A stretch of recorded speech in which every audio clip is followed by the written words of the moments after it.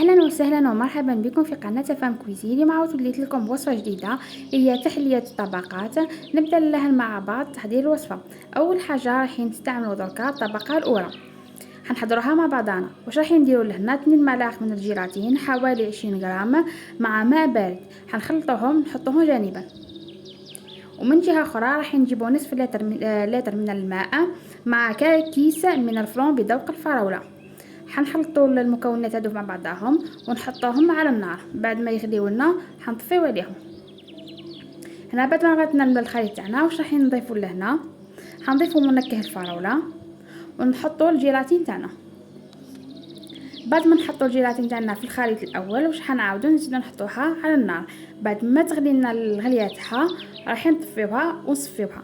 بعد ما صفيناها كما راكم تلاحظوا نحطوها في الاكواب كطبقه اولى. نحط الاكواب تاعنا في الثلاجه ونروح نحضروا الطبقه الثانيه. الطبقه الثانيه عباره عن 600 ملل من الحليب، نضيفوا لها علبه من الفلون ذوق شوكولا، 2 ملاعق كبيره من النشاء ولا ملعقه. اذا درتوا 2 ملاعق ما يكونوش معمرين بزاف، اذا درتوا ملعقه كبيره تكون بومبي. نخلطوا كل المكونات مع بعض نحطوهم على النار. بعد ما نطفيو عليها نضيفوا لهنا شوكولا سوداء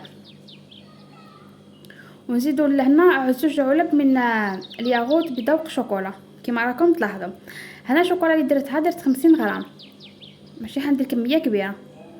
نخلط كل المكونات مع بعض كما راكم تلاحظوا حتى يندمجونا مليح ونضيفوهم نحطوهم في الاكواب كطبقه ثانيه. هنا بعد ما جمعت لنا الطبقه الاولى حنضيفوا الطبقه الثانيه كما راكم تلاحظوا. بعد ما نرجعوا الاكواب تاعنا للثلاجه باش يعاود يتمسك لنا الطبقه الثانيه، نروح نحضروا مع بعضنا الطبقه الثالثه.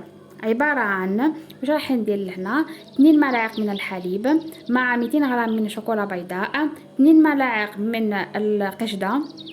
حنخلطوا كل المكونات مع بعض ونحطوهم على النار.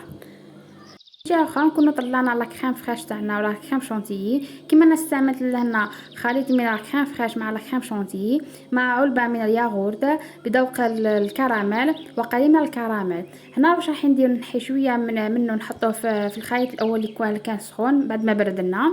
بعد نضيفوا الخليط الاول مع الخليط الثاني. بعد ما ترجع لنا اون كريم حنحطوها كطبقه ثالثه.